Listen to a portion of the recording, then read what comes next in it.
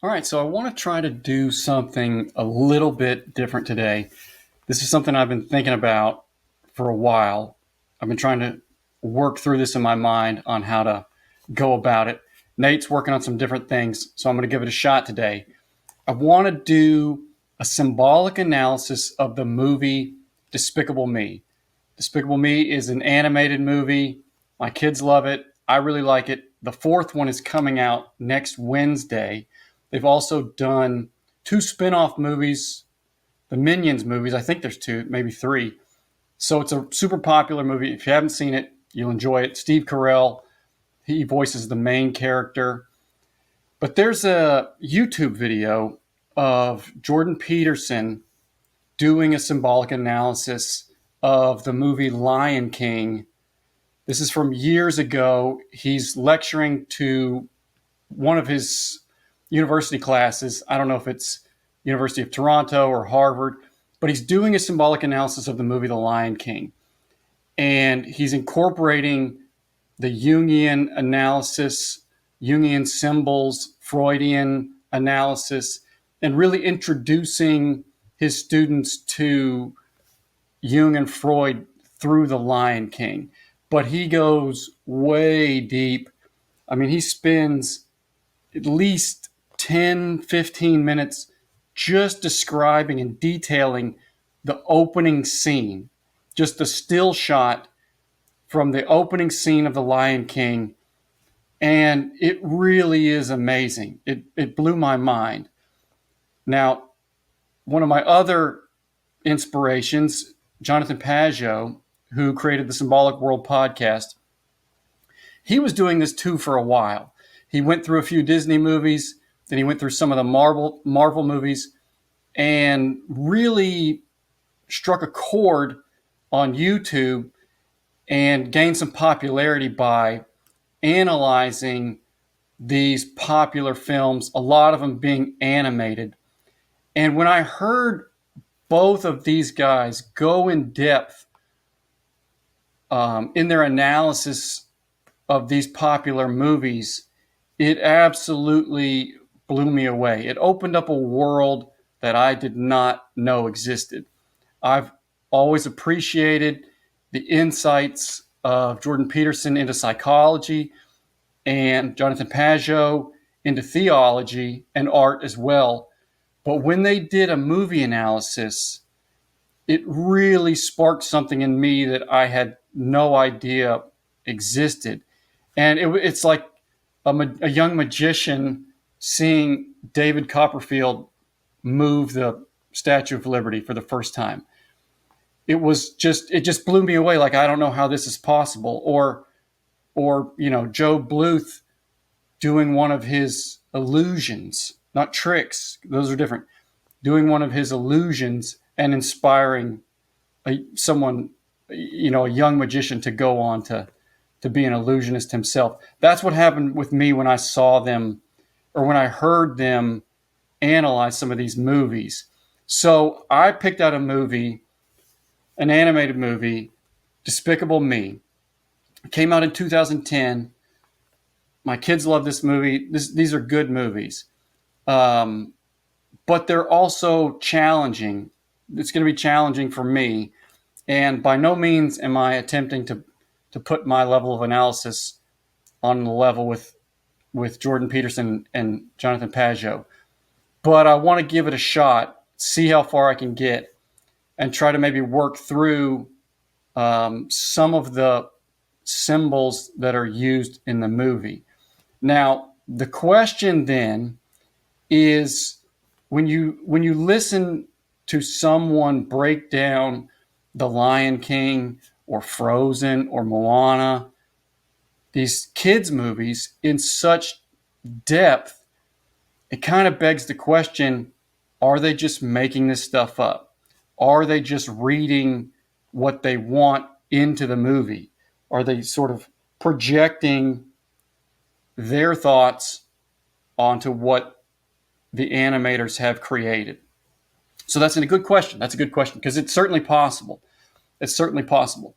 But what I have come to understand is that to the degree with which the pattern of analysis matches up with the pattern of the world, we can have some confidence that we're on the right track. So, does what we see in the movies, in the stories, does the pattern that gets laid out match up with the pattern of our experience or the pattern of reality?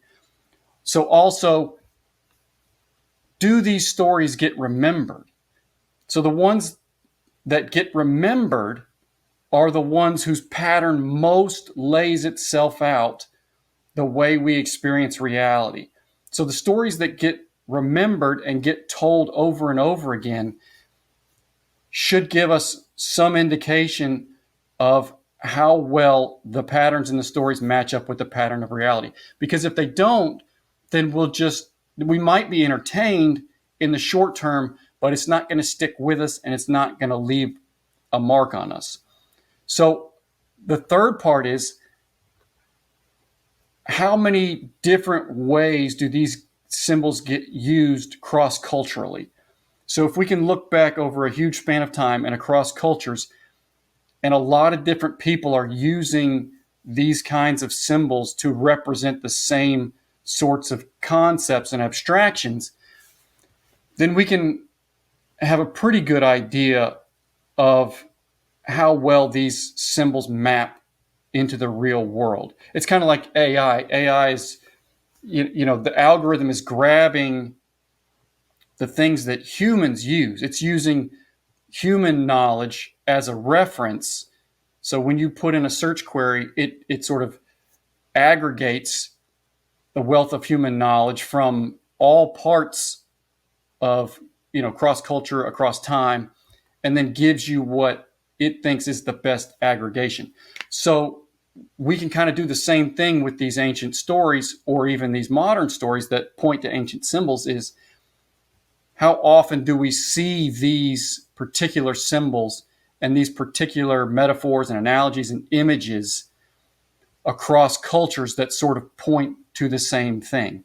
The book I read, Origins and History of Consciousness, really points to the Ouroboros, the snake eating its tail, and as a symbol of unconsciousness and the move from unconsciousness to consciousness.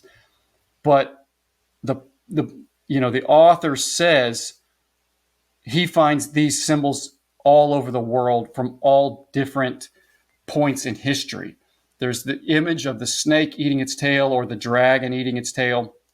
So we can be fairly certain that people who have had no exposure to each other are grasping at these same sort of symbols in order to represent these same ideas. Okay, so let's get to Despicable Me. So the basic plot of the movie is, it starts out, Gru is the main character. He is, and this is part of why it's challenging, is because the protagonist is actually a villain. He's a super villain, actually, but he's sort of past his prime. He's sort of aging out of the supervillain pinnacle of success. He's almost semi-retired. The flashbacks put him, somewhere in the Cold War as a kid. So he's older, and a younger villain comes along named Vector. And Vector steals the Great Pyramid in Egypt. He steals the Great Pyramid in Egypt. Gru gets jealous of the fact that there's a new sheriff in town. There's a new top supervillain at the top of the pyramid, so to speak.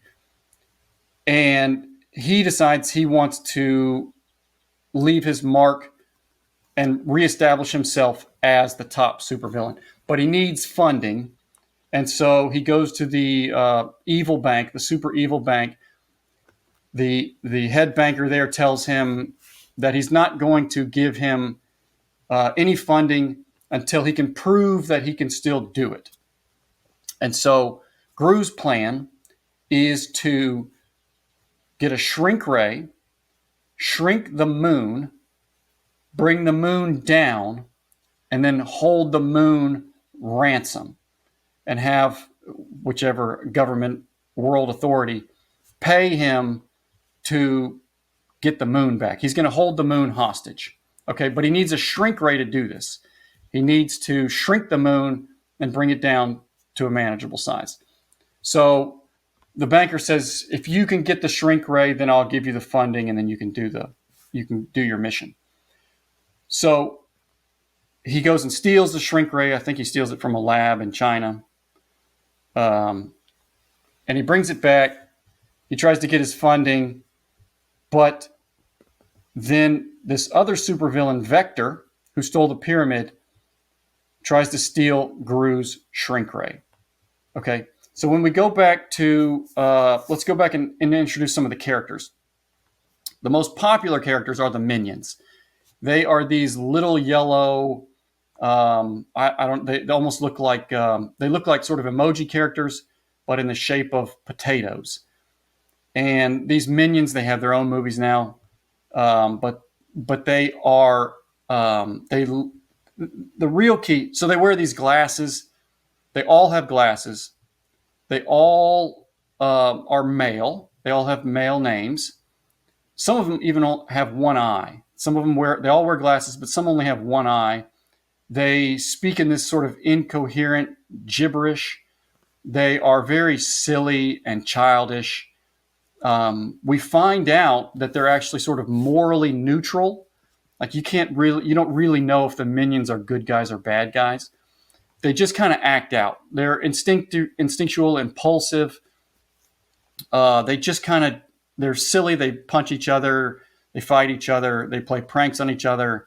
They will steal things, but they will also be sort of loving and affectionate. You just never know what the minions are going to do.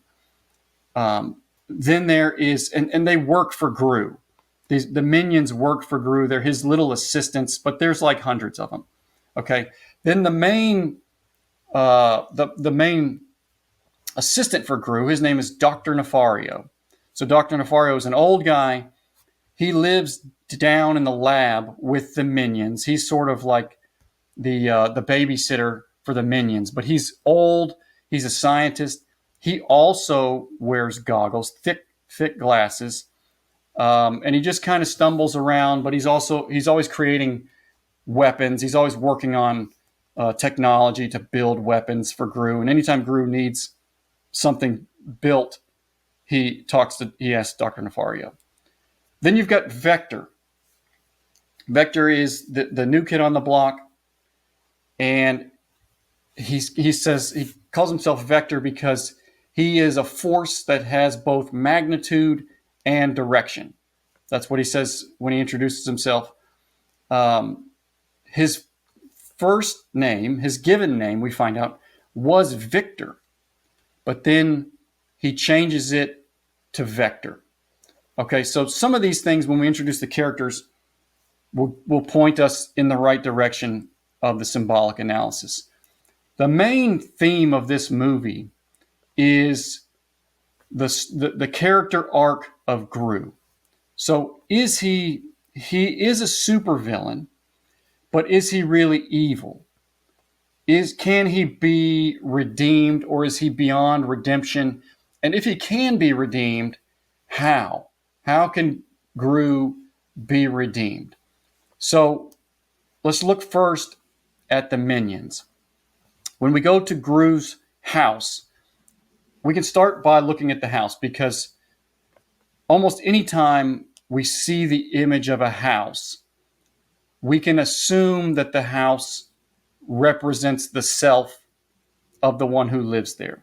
So Jung would say that anytime you have a dream where you're in your own house, the dream is a symbol of the self. It incorporates all the personalities. The rooms might be the different personality traits or aspects of the self, of the psyche, of the personality. So the different floors might represent the different levels of development. So what we see is when Gru goes home, he has a secret switch that opens up a door that puts him on this elevator that takes him down. It takes him down to where the minions live. The minions live in this giant lab, like multiple floors down. So we can assume, we can see right away that the minions, when we talk about going into the unconscious versus the conscious, we talk about going down. When we talk about going into the shadow, we talk about going down. So when we talk about going down, or when we see going down, we can reasonably assume that we're going further from consciousness. Because when you go up, you go towards the light. The light is consciousness. The light is insight and knowledge. So when you go down, you move further into the darkness. You move further into the shadow. You move further into the unknown. So the minions would be the elements contained in Gru's unconscious. So this is why they're instinctual, they're impulsive, they don't see very well, they can't see into the future. They all have glasses because they just sort of stumble around and bump into each other. They're incoherent, they can't really be understood. You can't understand the language they're saying. They understand each other, but you as a viewer can't understand what the minions are saying. You can sort of get the impression of what they're trying to say, but their language is unintelligible. The other part of this is that they are collectivized, meaning they move as a group. And so anytime contents are repressed or pushed into the unconscious or not brought up into our awareness, they become collectivized, meaning they come out when we interact with the group. We become essentially, when the group, whether it's society or whether it's our social structures, our social organizations, our, our as a nationality or even a local, it's the phrase mob mentality, where a large group of people acts as one single entity. And that's what happens when the aspects of our personality are pushed into the unconscious. When they are collectivized as a group, they emerge without our knowledge, without our awareness. We do things, as you can see in the cliche of the mob mentality. We do things that we wouldn't ordinarily do otherwise if we weren't moving and operating as a group. And so obviously, you could say that, the French Revolution, these kinds of mass mobs where people are just almost possessed by the instincts of the group, those are pretty obvious cases or examples of when the unconscious elements get collectivized and operate as a group. But we can also see, obviously, a morally neutral example would be fans at, young women at an Elvis concert, just losing their minds. Or when the Beatles first played in America, and the women are just screaming. And now you could point to Taylor Swift, where you watch these concerts, and the girls are literally losing their minds. But they wouldn't do that if they were operating as an individual, if they were alone. But when they become collectivized in this stadium, then they act as one. What's happening, they don't even know why they're screaming. They just know that when they get in the group, these impulses and instincts become collectivized. The parts of themselves that have been sort of repressed and held in by polite society, they all of a sudden they come out. There's a clip of Metallica playing in the USSR right before the USSR was disbanded. And I think the caption says, there were 1.2 million people at this concert, and all 1.2 million people are just losing their minds. They are all moving as one. All 1.2 million people are all jammed together, and it looks like just one, like a wheat field blowing in the wind. Like everybody is moving to the same beat. Everybody's moving in the same motion in the same way, and they have just left their conscious mind behind and allowed what's unconscious to come out. And that's what music does for us. It bridges the gap between the conscious and the unconscious. But when you combine it with a large group of people, we all tend to act as one entity, as one individual. And those are, but not by choice. We don't show up to the concert and say, I'm going to do whatever the rest of these people do. It's unconscious. Those kinds of impulses, the impulse to rock out, the impulse to scream, the impulse to be a fan and to move and to dance, that just it's been held down. It's been pushed down into the unconscious part of ourself, and then it comes out in those moments. And so that's what we see with the Minions. The Minions become sort of collectivized. Whenever one of them does something, they all kind of follow. It's like, would you, if your friend jumped off a bridge, would you jump off a bridge? Well, the Minions just do that. Like they're not thinking through any of their decisions. They have a lot of fun. They fight all the time. They dance. They steal things. They also love bedtime stories. So they're morally neutral, but it's just all of these instincts just acting impulsively and collectivized. So Gru would be sort of the ego. The Gru character would be the ego. He's trying to navigate the world consciously, but the Minions, they do whatever they want typically, and sometimes he can rally them, and sometimes he can't. Sometimes he can gain control of his unconscious impulses, and sometimes they just do whatever they want.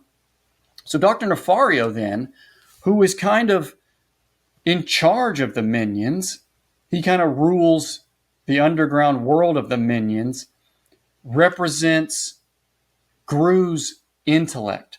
So we can see that he's a scientist, he's an engineer, he's the intellectual aspect of Gru, who is far older than the Minions.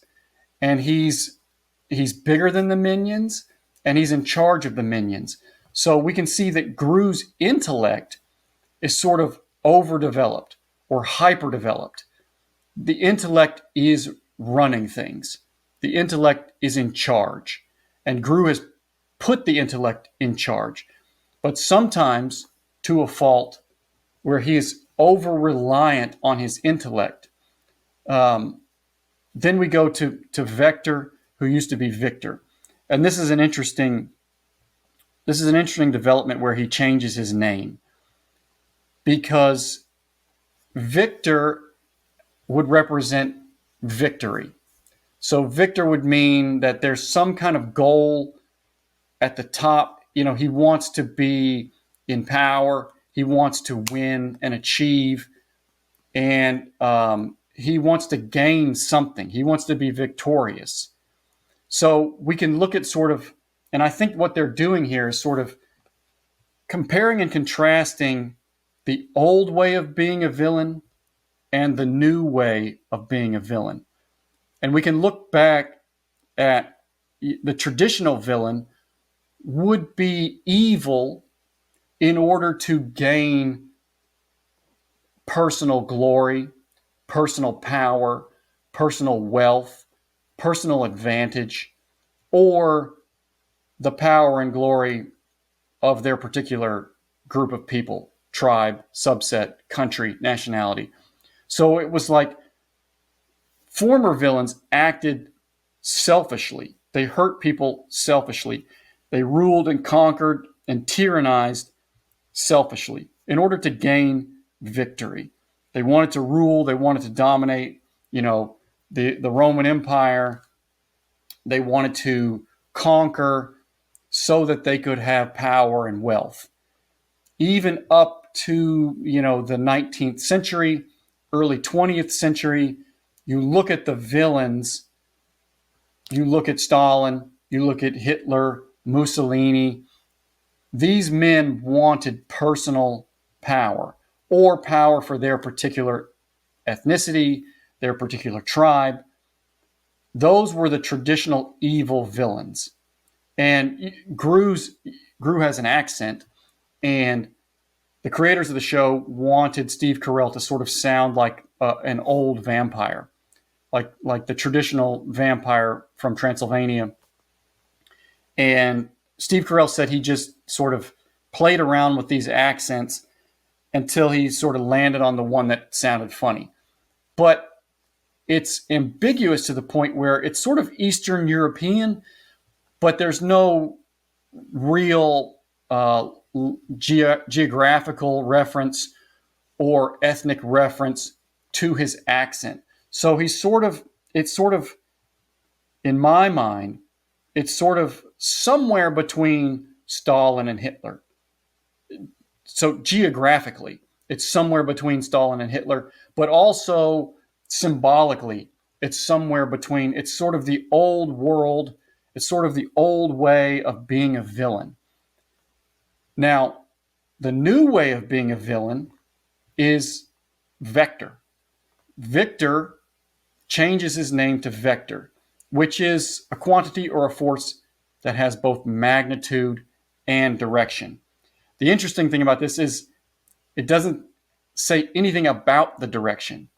It's just direction. It could be aimed down, it could be aimed sideways, but we can see in the character of Vector, it's not aimed up. So Vector's goal is to just cause destruction and havoc. His first target is the Great Pyramid, which Egyptian culture is sort of the foundation of modern man, modern consciousness, modern spirituality. And when I say modern, I don't mean, modernity. I mean, it was the origin. It was the origin of so much of our religious way of thinking. Our religious and mythological paradigms all begin in Egypt. Even before the Greeks, we can see the beginnings of consciousness, the beginnings of mythology, the beginnings of history and religion begin with Egypt. And so that's Vector's first target, is to steal that pyramid, to steal the symbol. So then he really has no aim. His aim is just to get in the way. It's just to cause chaos and destruction. So he has magnitude and direction, but that direction is not aimed at personal power or personal glory. All he wants to do is just sort of wreak havoc on the world. And that is typical of what we would call terrorism, flying planes into towers. These kinds of, or school shootings, where these kinds of evil have no real direction upward. They don't really have an aim. The goal is not to be victorious or to win or to be in charge or to have power and glory and wealth. The goal is just to punish. The goal is just to make people live in fear. And so I think a lot of this movie is the contrast between the old way of being a villain, the old way of being a bad guy, and the new way. You can even see in Gru has a rocket, but it's this old, it looks like a Soviet metal rocket. And it'll get you to outer space. But then you see Vector's rocket, and it's this sleek, white, high-tech rocket ship, and they fly next to each other, and you can really see the contrast. It's contrasted on purpose, the old way versus the new way. So Vector steals the shrink ray from Gru, and Gru needs this shrink ray because Gru is trying to steal the moon. Okay, so what does the moon? Why would the creators of this movie decide that that's Gru's mission? To steal the moon, to shrink it, and to hold it for ransom. This is an important part of the story. So the moon represents, throughout known history, the moon has always represented change. And for obvious reasons, because the moon goes through its cycles, its 30-day cycles, and then repeats. The moon changes every night, every day. The moon represents change, but it also represents time because we mark our calendars by the moon cycles. So you can say that the moon represents change, or the moon represents time, or the moon represents change over time. The moon also is always represented as feminine because obviously, the moon cycle corresponds with the female cycle. So the moon is always changing. The moon is always a symbol of change and change over time. So there's this great show on Netflix. If you haven't seen it, The Last Kingdom, and it's set in, 900 BC England. But the creator of The Last Kingdom, I'm telling you, this is probably top 3 TV shows of all time for me, The Last Kingdom. Every time something dramatic is about to happen, every time there's a big shift in the narrative, in the power dynamics, the director cuts to a shot of the moon. It's like nighttime, and there's a still shot of the moon, meaning it's a foreshadowing, here comes some significant change. And he does such a great job of representing the femininity, representing the feminine archetype. And typically that change comes through one of the female characters.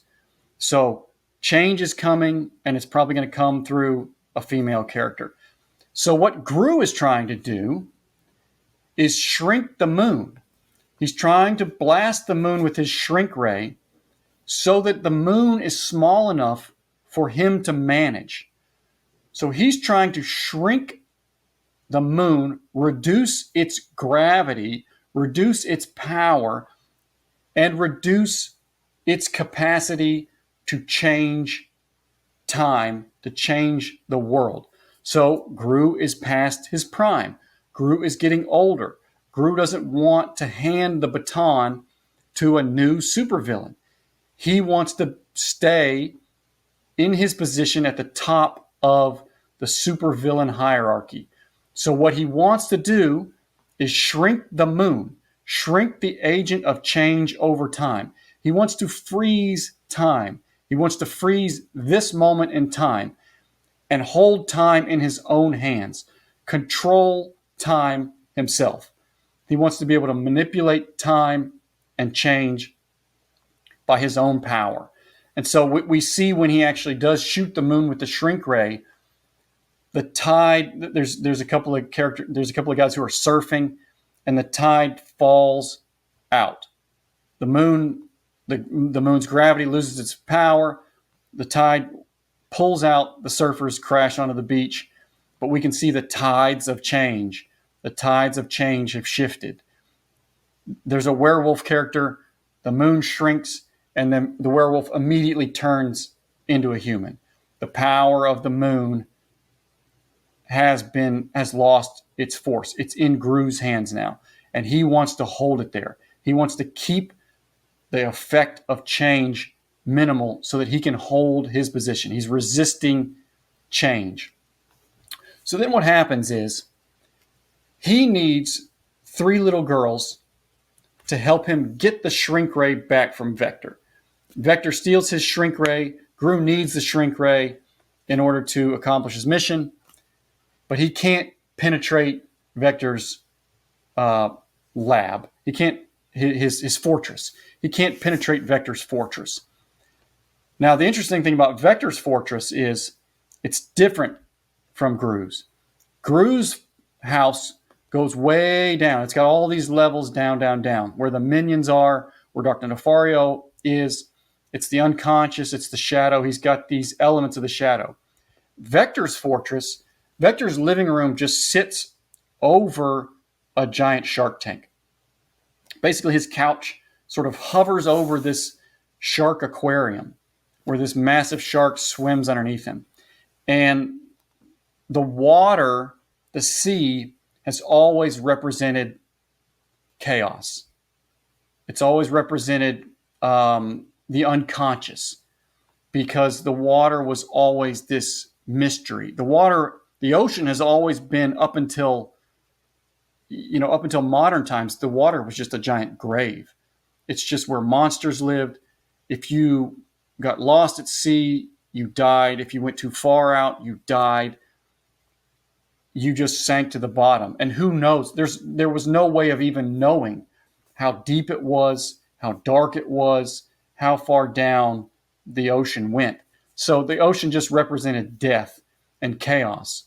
You could only explore as far down as you could swim.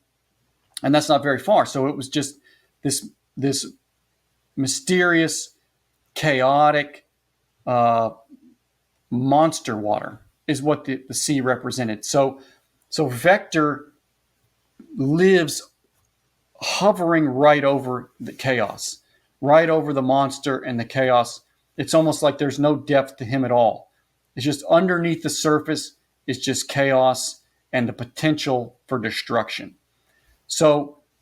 But Gru needs to penetrate this fortress in order to get his shrink ray back, and he can't get in.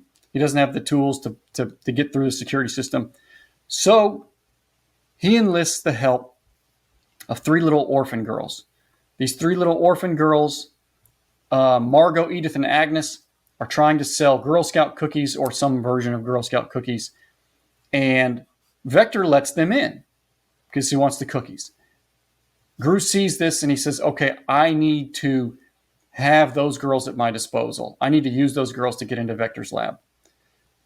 He pretends to be a dentist. Gru pretends to be a dentist and adopts the 3 girls.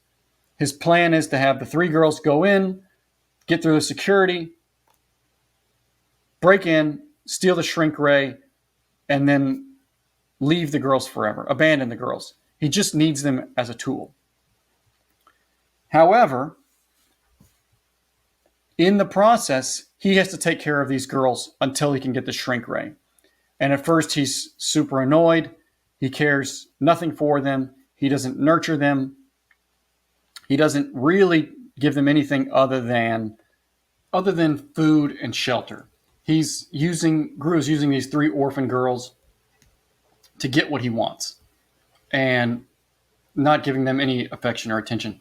But then what happens is they go to this place called Sillyville. It's a theme park. They just happen to be passing by. The girls beg him. He takes them to this place called Sillyville, where he rides a roller coaster. The girls love it, makes him sick, whatever. Then they start playing this game where you shoot these little targets with water. It's a carnival game. You shoot these targets with water guns, and if you hit the target, you get a giant stuffed animal. Well, the girls play, and they can't knock the target down, and then Gru lets them play again, and one of the little girls actually hits the target, but the target doesn't fall.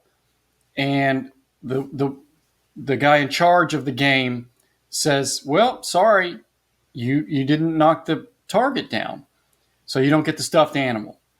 Well, cut to Gru, who becomes outraged. He's morally indignant. He's actually surprised at how indignant he is that these girls have been robbed of their just reward. And so he takes out his blaster and he just blows up the whole game and takes the stuffed animal and gives it to the girls. So he really enacts justice and gives them the reward that they deserve. And from then on, the dynamic changes between he and the girls. They start playing together at the house. They start actually using weapons laying around the house as toys. And then another interesting thing that happens is Gru's mother shows up at this point.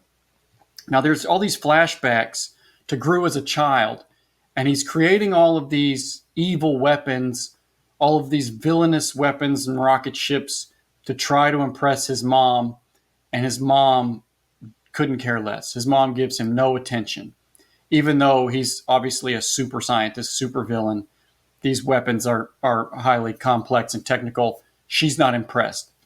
But as soon as he starts playing with the girls and building a bond with these three little girls, his mom shows up into town. And there's a scene of her reading a story to the girls, and he's surprised to see her, like, what are you doing here? However, what happens next is Dr. Nefario intervenes and says, hey, Gru, it's time to start building this weapon. We have to shrink the moon and take the moon. You're being distracted by these girls. You're not getting your work done. We're never going to accomplish our mission. And I need you in the lab with me. You need to give these girls back. So Gru sort of regrettably says, okay, yeah, I probably do. But then still, he can't bring himself to give these three little girls back to the orphanage. Well, Dr. Nefario acts on his own, calls the orphanage, schedules an appointment. The director of the orphanage just shows up at Gru's front door, ready to take back the kids. And Gru allows her to take the kids back. Dr. Nefario says it's for your best. So we see this overdeveloped, hyper-developed intellectual aspect of Gru take over. It sort of bypasses his own desires and his own will, which have changed, but they've taken sort of an autonomous control over Gru. Now his intellect is telling Gru what's best. That hyper-developed sense of knowledge is taking over and calling the shots, really. So Gru allows the girls to go back. He's sad about it. The girls are very sad, but he allows it because he sort of rationally says, I actually do have to accomplish this mission, build the shrink ray and shrink the moon. Well, what happens is Vector then kidnaps the girls. He takes the girls, he takes the shrink ray, he shrinks the moon, and Gru has to go chase down Vector, put the moon, re-enlarge the moon, take it back, put it back, and rescue the girls. And at this point, he realizes the girls are actually once they're taken from him, he realizes the girls are more important to me than my mission to the moon. So, there's a rocket ship chase and there's some fireworks that ensue in the process. But Gru becomes the good guy, and he saves the girls from Vector. He rescues them. And actually what happens is very interesting. And this is sort of the climax of the movie is that the oldest girl, Margot, Vector throws her out of the rocket ship, and Gru has to dive off of his own rocket ship to save her and basically sort of sacrifice himself. But then the minions all form a chain. They all link hands and feet, swing down from the rocket, and save Gru and Margot. So what the theme is, and what we can take away, what we sort of see symbolically, is that to the degree that you repress the needs and feelings and instincts and emotions inside yourself, they grow and become more powerful. They act on their own. They sort of take autonomy, they bypass the will, and they control us.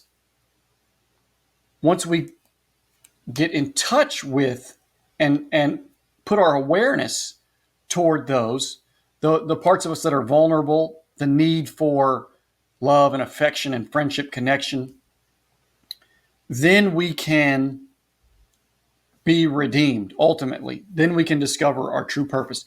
But what it takes, it's interesting how Gru gets to this place, because the pivotal moment of the movie is going to Sillyville. And so once Gru goes to play in Sillyville with the girls is when he discovers what's really underneath the surface. He really connects with the nurturing parts of himself. You could even say the feminine parts of himself that he's repressed, the parts of himself that are vulnerable, that need connection. He's created this sort of isolated universe where he lives in a house by himself. He does all of his missions by himself with just his with Dr. Nefario and the minions, which are also part of himself. He has no friends. He has no colleagues. And really, he's alienated from his family. So he's created this coping mechanism, these structures. And I think this is where you could sort of pull the Enneagram in. And the Enneagram types that we our Enneagram types are basically just the coping mechanisms, the complexes, the unconscious complexes that we've developed in order to get through the world, in order to survive as kids. So Gru had these complexes, these patterns as a child to try to cope, to try to gain his mother's affection. It was like if he could just sort of use his intellect to accomplish these things, to create these technological advances. Whether it didn't matter whether they were for good or evil, but if he could just accomplish these things, he could get his mother's attention, he could get his mother's affection. But what happens is, what we find out is, these things that help us survive as young children then become hindrances as we become adults. As we move into adolescence and adulthood, the patterns, the mechanisms, the complexes, that, as Jung would say, become hindrances. We shove all the other parts of ourselves down into the shadow, into the unconscious. We use these coping mechanisms to get what we want, and then they fail us. They don't get what we want. But by playing, by going to Sillyville, we can reconnect. So this spirit of play, and Schiller talks about how play bridges, the philosopher, German philosopher Schiller talks about how the spirit of play can connect our instinctive human barbaric nature with our reasonable rational side. And play is the medium that connects the two. And I think he's onto something, because we call a lot of things playing that don't always pop to mind when we think of the word play. Like when we play a guitar, we're sort of connecting the creative unconscious to the technical aspect of playing the guitar. We're letting a part of ourselves that we don't even really know is there express itself through the guitar. Like jazz music, the improvisation is just an open door for the parts of ourselves that we've been cut off to let them out, but also to connect with the conscious parts of ourselves that's actually aware of the process of playing music. You can play with an idea. Like I'm playing with the idea of taking a new job. Well, what does that mean? That means you're sort of you're trying to discover something in your mind or in your personality that would guide you into illumination or insight. So you're opening yourself up. I'm going to play with this idea until I can get some insight into it, until I can gain something from it. So you're opening the door to the unconscious parts of yourself. You're trying to bridge the gap between conscious and unconscious. Even when a child plays with Play-Doh, you're just forming, you're squeezing the dough, you're making shapes until something comes of it. You're messing around with it until something comes of it. You're playing with it. And then once something starts to establish itself, then you can continue following that pattern or following that path. But playing gets us in touch with that. If you've ever been tempted, if you've ever been ejected from a church league basketball game or wanted to throw a chair at a rec league referee, then I'm speaking for a friend. I have a friend who has been thrown out of multiple church league basketball games. But if you've ever played a game like basketball, you're not fully conscious of what's happening. And that's why we like it. Because I could go into a church league basketball game, and I've done this, and I tell myself, listen, this is just fun. I'm just relaxed. This is just chill. I'm going to have some fun with my friends. It doesn't matter who wins or loses. It doesn't matter what the officials say or don't say. It doesn't matter what the other team, if someone talks trash. I'm just going to be chill about this. And that will last for about 4 minutes. And then all of a sudden, things that I have repressed beneath the surface start to come up. Resentment of different power dynamics start to express themselves. Competitive nature starts to emerge. But also playing basketball relies on the instincts.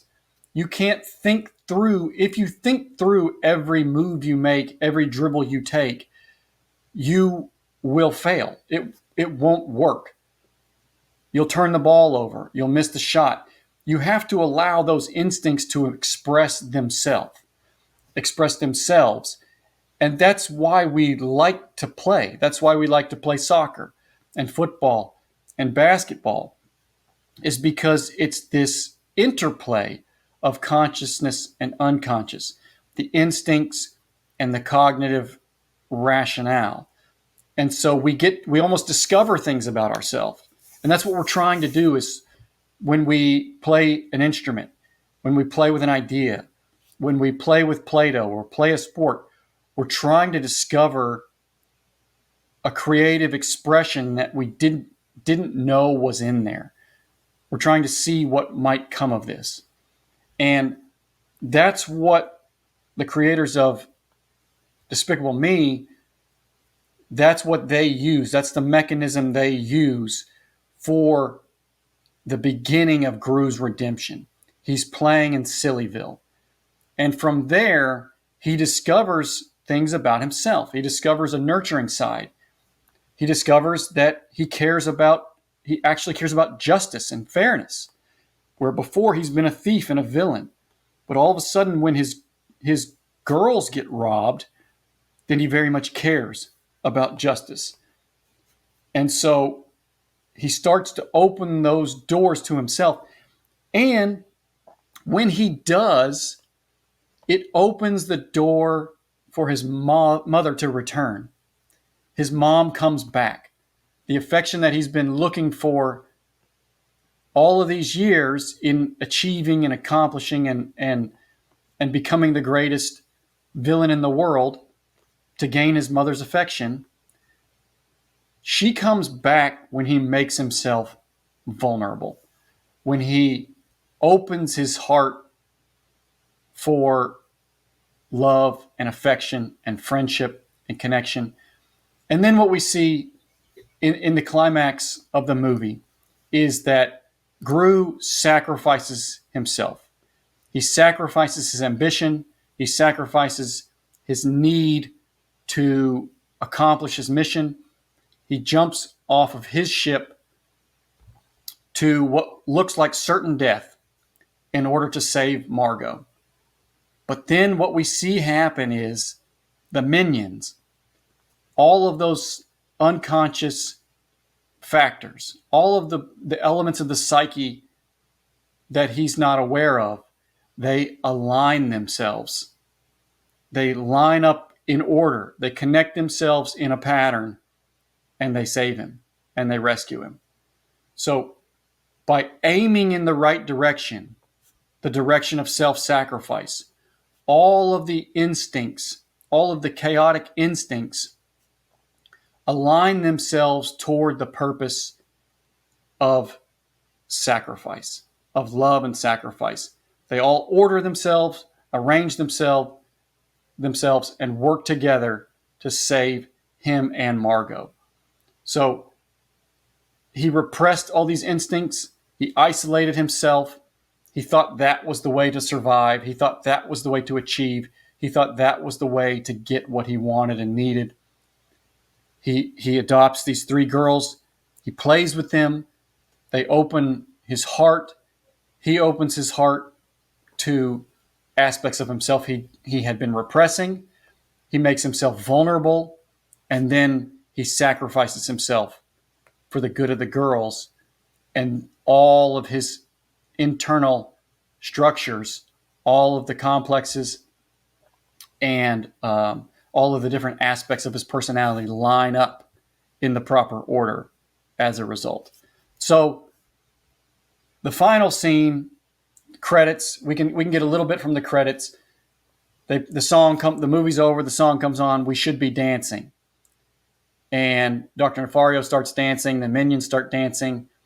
But what they're doing is these unconscious elements are playing to the music. We should be dancing. The music is playing, and we should be dancing to it. Dance is just play. All dance is an expression of play. The music guides our dance. We dance to the pattern. We bridge the gap between these unconscious instincts and complexes and coping mechanisms. We bridge those with the rational mind, and the gap is mediated between those two, and we become integrated, whole. Those two parts of ourselves become integrated and whole. Even Dr. Nefario starts dancing. The intellectual part of Gru, the hyper-intellectual part, becomes more fun, becomes changed in the process. And just in case you thought I was making all of this up, the very last screenshot we have is a white wall with a dark shadow of a minion outlined on the white wall. So there's your confirmation. They save it for the last, but the minions are aspects of the shadow. They represent the unconscious and the shadow side of Gru, who represents the ego. So I hope that I've come close to wrapping some of these symbols in truth and in fairness, so that it helps in a helpful way that makes sense. I haven't gotten to, I'm sure things would change with the following 3 or 4 movies. The plot will change, the character development and the themes will change. But that's Despicable Me 1. It's a fun movie. Let me know what you think. If you have any insights, agree, disagree. It'd be fun to talk about.